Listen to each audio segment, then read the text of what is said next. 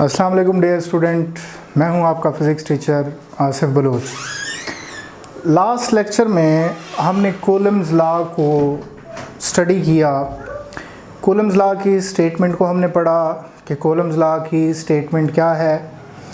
फिर हमने Coulomb's law को स्टडी किया, एक्सप्लेन किया, हमने उसकी एक इक्वेशन बनाई और हमने कूलम्स फोर्स को दो चार्जेस के दरमियान कैलकुलेट किया और हमने उसका एनालिसिस किया फोर्स का, जो क्या था क्वांटिटेटिव एनालिसिस, वो हमने बात की।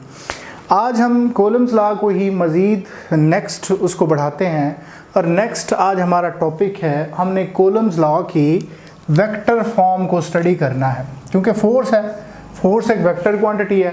अब कूलम्स लॉ की वेक्टर फॉर्म को स्टडी करते हैं।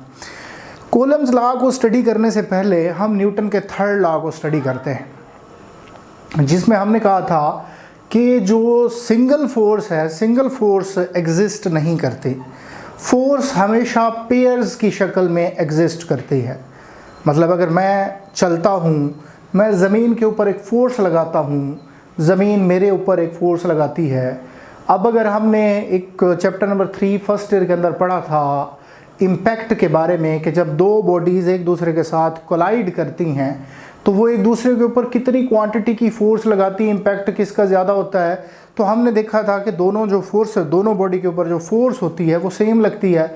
जैसे हमने गन एंड बुलेट की एग्जांपल ली कि गन आगे जाती है, बुलेट पीछे आती है, बुलेट आगे जाती है, गन पीछे आती है। बुलेट की स्पीड आगे की तरफ ज़्यादा है, गन की स्पीड कम है। तो हमने मैथ की बात की कि गन का मैथ ज़्यादा है, बुलेट का मैथ कम है, बट दोनों both are equal in magnitude but opposite in direction.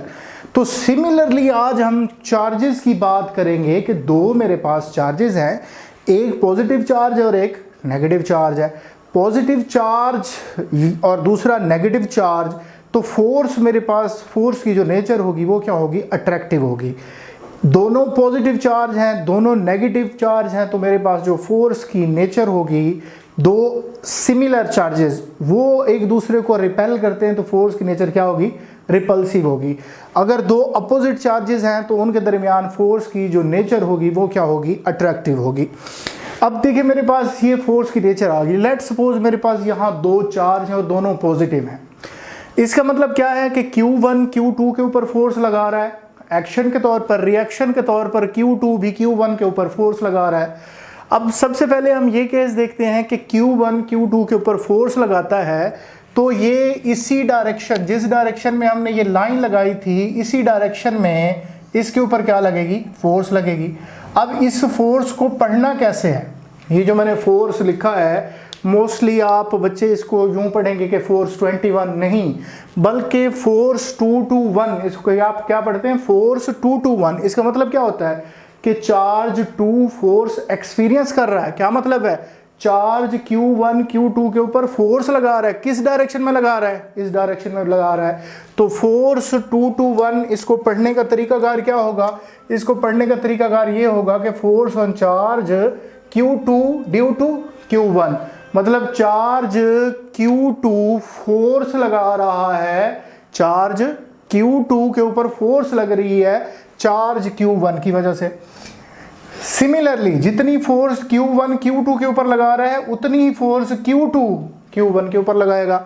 उसको हम किस तरह लिखेंगे, force 1 to 2, charge 1 force experience कर रहा है, किस चार्ज की वजह से, 2 की वजह से, और इसकी जो डायरेक्शन होगी वो, इस जो लाइन है इसकी डायरेक्शन भी इस लाइन के अक्रॉस होगी।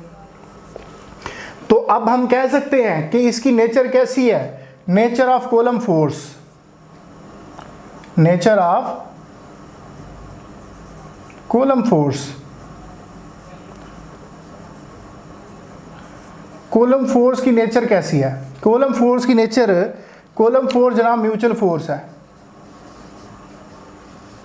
कैसी फोर्स है, म्यूचुअल फोर्स है। म्यूचुअल फोर्स क्या है कि जितनी फोर्स Q1 Q2 के ऊपर लगा रहा है उतनी फोर्स Q2 Q1 के ऊपर लगा रहा है। तो देखें बेटा, यहाँ मेरे पास ये फोर्स लग रही है Q2 के ऊपर और ये फोर्स लग रही है Q1 के ऊपर। तो यहाँ मैंने लिखा R unit vector, charge Q2 जब Q1 के ऊपर फोर्स लगाता है और साथ में मैंने लिखा यूनिट वेक्टर 1 to 2 कि जब चार्ज Q1 के ऊपर Q2 फोर्स लगाता है, दोनों यूनिट वेक्टर मैग्नीट्यूड में तो सेम होंगे, लेकिन इसकी डायरेक्शन इस तरफ है और इसकी डायरेक्शन इस तरफ है, तो हम कह सकते हैं कि दोनों चार्जेस मैग्नीट्यूड में तो इक्वल है, लेकिन इनकी डायरेक्शन क्या है, अपोजिट है। तो फिर हम क्या करते हैं बेटा, अब फोर्स को लिखते हैं vector form. Force 1 to 2 is equal to 1/4 pi epsilon not 1/4 pi epsilon not Q1 Q2 over R square into R 1 to 2 unit vector. ये मेरे पास फोर्स 1 to 2 मतलब force on charge Q1 due to charge Q2, ये किसके बराबर आ जाएगी 1/4 pi epsilon not Q1 Q2 over R square into R 1 to 2 unit vector. Similarly force on charge 2 due to charge 1 that is equal to 1/4 pi epsilon not Q1 Q2 over R square into R, ये साथ में मैंने इसके क्या लिखा है, unit vector लिख दिया है। अब मुझे पता है कि ये यूनिट वेक्टर और ये यूनिट वेक्टर मैग्नीट्यूड में तो सेम है, लेकिन डायरेक्शन में क्या है, अपोजिट है। तो मैंने यहाँ इसकी जगह के ऊपर क्या पुट कर दिया, ये R2 to 1 की जगह के ऊपर मैं क्या पुट कर देता हूँ, इसकी जगह के ऊपर यहाँ मैं ये वाली वैल्यू पुट कर देता हूँ -R1 to 2। तो मेरे पास फोर्स 1 to 2 किसके बराबर आ जाएगी 1/4 pi epsilon not Q1 Q2 over R square into minus ये यहाँ वाला, इस रिलेशन को देखें, इस वाले रिलेशन को देखें, ये कहाँ क्या आ जाएगा -R1 to 2 यूनिट वेक्टर। अब देखें आपके पास ये वाला जो फैक्टर है, ये फैक्टर बेटा फ्रॉम इक्वेशन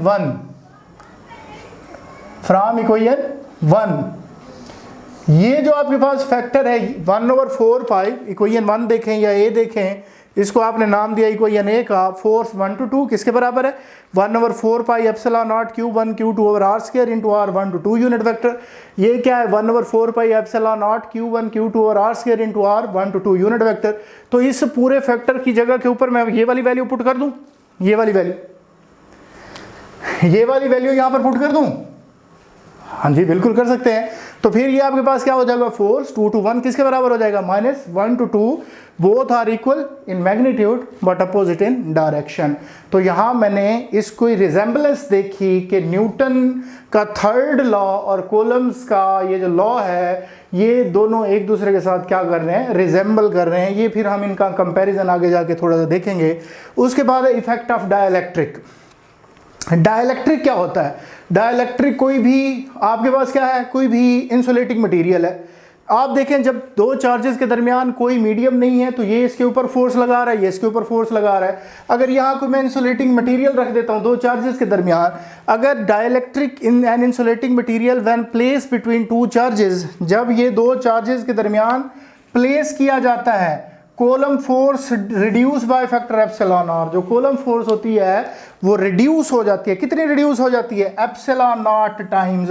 अब एप्सिलॉन आर टाइम रिड्यूस हो जाती है। एप्सिलॉन आर का मतलब क्या होता है, फर्ज करें मुझे इसका पता नहीं है कि ये क्या है, मैं एक दोस्त पूछता है यार तुम्हारी सैलरी कितनी है, मैं पूछता हूँ कि मैं उसे बताता हूँ कि मेरी सैलरी फलां दोस्त के डबल है, उसको उस दोस्त की सैलरी का पता है, लेट्स सपोज उसकी सैलरी 50,000 है, मेरी सैलरी उसके डबल है। मैंने अपनी सैलरी नहीं बताई बल्कि मैंने उसको एक क्या बताया है, एक फिगर बताया है कि मेरी सैलरी उससे डबल है। तो वो उसकी सैलरी जानता था, तो उसके माइंड के अंदर फौरन बात आ गई कि इसकी सैलरी उसकी सैलरी से डबल है। तो उसके मैंने सैलरी नहीं बताई, एक डिजिट बताया। और उसके साथ ये सेम इसका केस यहाँ पर यही है कि अगर आपको किसी एक मीडियम का पता है, आप उसके साथ उस 2 गुना है, 3 गुना है, 4 गुना है, गुना के साथ मल्टीप्लाई करते हैं तो आपको इसकी वैल्यू का पता चल जाता है। अगर डाइलेक्ट्रिक हो तब के की वैल्यू क्या होती है 1/4 पाई एप्सिलॉन नॉट। यहाँ हम एक चीज ऐड कर देते हैं, ये एप्सिलॉन आर। फोर्स मीडियम किसके बराबर हो जाएगी 1/4 pi epsilon not epsilon R Q1 Q2 over R square. अब इस एप्सिलॉन आर को मैं अलग कर लेता हूँ, एप्सिलॉन आर को क्या कर लेता हूँ, फोर्स मीडियम किसके बराबर आ जाएगी 1/4 pi epsilon not Q1 Q2 over R square into 1/एप्सिलॉन आर। तो बेटा ये वाला जो फैक्टर है, ये हमने कल वाले लेक्चर में पढ़ा था, that is equal to force in vacuum. जब हमने वैक्यूम के अंदर फोर्स कैलकुलेट की थी तो हमारे पास ये आंसर आया था। फोर्स मीडियम किसके बराबर आ जाएगी, इसकी जगह के ऊपर हम क्या पुट कर देंगे, force vacuum into epsilon R. वो 1/εr। फोर्स मीडियम किसके बराबर आ जाएगी, 1 force vacuum over epsilon R. यहाँ पर ये जो एप्सिलॉन आर है इसको आप क्या बोलते हैं, इसको आप रिलेटिव परमिटिविटी बोलते हैं। रिलेटिव का मतलब क्या होता है, दो सेम क्वांटिटी के दरमियान रेशो, इसका कोई यूनिट नहीं होता, इसकी वैल्यू हमेशा 1 से बड़ी होती है। लेट सपोज फोर्स वैक्यूम के अंदर है 3 और डाइलेक्ट्रिक की वैल्यू है 1.5। 3 को 1.5 के ऊपर डिवाइड कर दें तो मीडियम का आंसर जो आएगा वो 2 आ जाएगा। 3 से लेस है ना, तो बेटा यहाँ पर एक बात मुझे क्लियर हो गई कि जब कोई मीडियम आता है कूलम्ब फोर्स क्या हो जाती है, रिड्यूस हो जाती है। या मैं इसको लिख सकता हूँ कि जो फोर्स वैक्यूम की होती है वो हमेशा मीडियम से ज़्यादा होती है। और ये जो डाइलेक्ट्रिक कांस्टेंट है ये क्या है, इट इज़ द रेशो, ये क्या है, रेशो है between the coulomb force in vacuum to that of medium. इसको क्या डिफाइन करेंगे, it is the ratio of coulomb force in vacuum to that of medium. Relative मैंने अभी बताया दो सेम क्वांटिटी के दरमियान रेशियो है, तो इसका मतलब क्या हुआ, इसका मतलब ये हुआ कि इसका कोई यूनिट नहीं होता। It's value is always greater than 1। इस एप्सिलॉन आर की वैल्यू जो होती है हमेशा 1 से बड़ी होती है।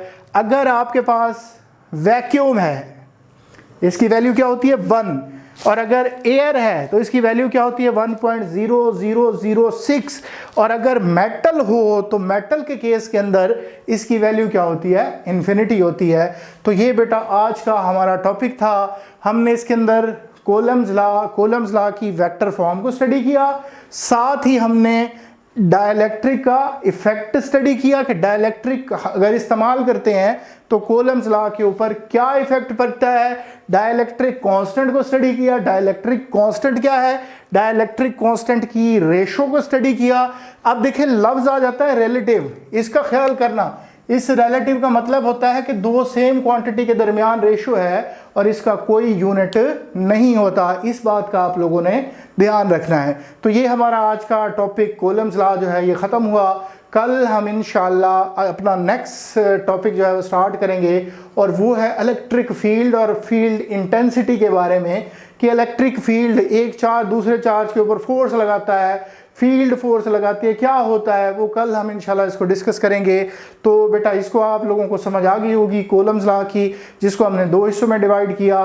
तो बेटा कोई इसमें कोई कन्फ्यूजन अगर कोई मसला है तो आप वो मुझसे पूछ सकते हैं इंशाल्लाह। फिर कल हम इसको नेक्स्ट जो है वो अपना टॉपिक क्या करेंगे, स्टार्ट करेंगे। थैंक यू वेरी मच बेटा।